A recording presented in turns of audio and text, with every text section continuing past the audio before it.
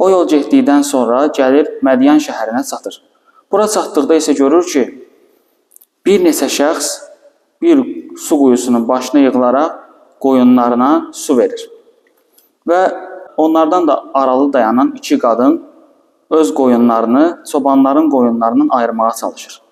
Musa əleyhissalam yaxınlaşaraq deyir, siz nə ağılla insanlarla bir yerdə qoyunlarınıza su içirmirsiniz?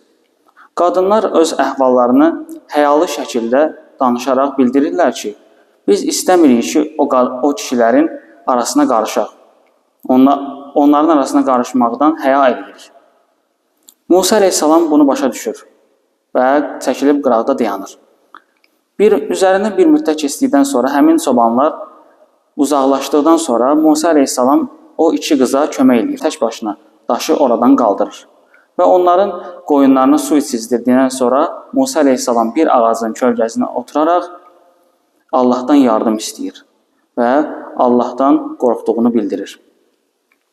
Qadınlar evə qayıtdıqdan sonra ataları niyə görə tez bir zamanda qayıtdıqlarını soruşduqda, qadınlar onlara bir yardımsevər gəncin onlara kömək etdiyini bildirir.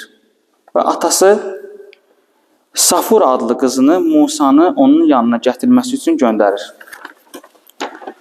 Qız ədəb-ərşanla Musa əleyhissalamın olduğu yerə gəlib dedi, atam bizim üçün etdiyinin əvəzini vermək üçün səni bizə dilləri də yalnız Allahın razılığını qazanmaq üçün idi. Lakin öz həya, ismət və utancaqlıqları ilə seçilən bu iki qız ataları olan yaşlı qocanın dəvətini geri çevirmək istəmədi və gəlməyi qəbul etdi. Musa əleyhissalam qabaqda, Safura isə onun arxasında gedərək evə aparan yolu göstərirdi.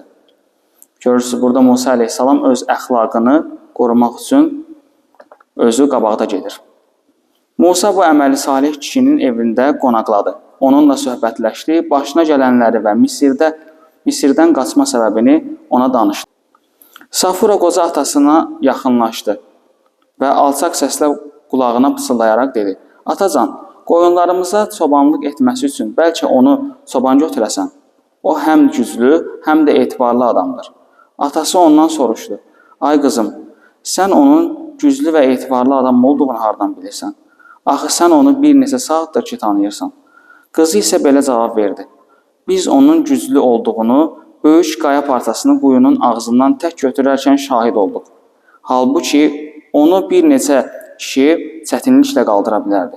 Etibarlı olduğuna gəlincə o mənimlə danışarkən həyasından başını qaldırıb mənə baxmırdı. Mənimlə evə gələrkən isə mənə baxmaması üçün məndən onun arxası ilə yeriməyimi istədi. Qocanın qəlbi Musa əleyhissalama qarşı isindi. Onun güvənə biləcəyi, malını və ailəsini etibar edə biləcəyi güclü və namuslu kişi xislətli olduğunu gördü. Həmçinin hiss etdi ki, Musanın əxlaqı onun qızının da xoşuna gəlmişdi. Qoca Musaya dedi, ey Musa, mən səni bu iki qızından biri ilə evləndirmək istərdim ki, mənə həm dayaq, həm də işçim olasan. Musa əleyhissalam qəlbinə səadət damcıları səpildi. O Mədyəndəki tək tənha idi. Əməl salih qocanın təklifini qəbul edərək dedi, İnşallah məni əməli salih insanlardan olduğumu görəcəksən. Musa ilə qoca razılaşdılar. Musa Safura adlı qızı ilə evləndi və Mədyən cəmaatı ilə bircə əmin-amanlıq içərisində yaşadı. O öz işində qocaya qarşı çox etibarlı, həyat yoldaşına qarşı isə çox mehriban idi. Bu ona Allah Teala'nın bir mükafatı idi. Görürsünüz, Musa əleyhissalamın əxlaqı bizim üçün böyük bir örnəkdir. Bizim buradan çıxaracağımız fayda nədir? Fayda odur ki, Musa əleyhissalam və yanındakı qadın bir-birlərinə qarşı iffətli və əxlaqlı şəkildə öz namuslarını qoruyaraq bir-birlərinə baxmırdılar. Musa əleyhissalamın qabaqda getməsi, qadını isə arxasıca getməsi Musa əleyhissalamın əxlaqını bildirirdi. Qadın ilə söhbət eləyərkən Musa əleyhissalam başını aşağı salması onun əxlaqı ilə bağlı idi. Təbii ki, fikir verdinizsə, Musa əleyhissalam onlara yaxınlaşıb sual verdikdə yalnızca sual verdi və geri çəkildi. Artıq söhbətlərə girmədi. Bu bizim üçün, indiki gənclər üçün də çox böyük örnəkdir. Həm qızlar, həm oğlanlar üçün. Ki, yəni zərurət olduqda yaxınlaşıb sual verirsən və daha sonra geri çəkilirsən. Bundan əlavə fikir verdinizsə, qadınlar öz heyvanlarını digər çobanların heyvanlarına qarışdırmırdılar. Orada bunun səbəbini də qadın açıqlayır ki, biz o kişilərin arasına qarışmaq istəmirik. Bu da qadının nə qədər iffətli olduğunu göstərir. Və Musa əleyhissalama cavab verərkən də həyalı cavab verməsi onun iffəti ilə bağlıdır. Yəni biz buradan əxlaqlı olmağı özümüzə örnək götürməliyik.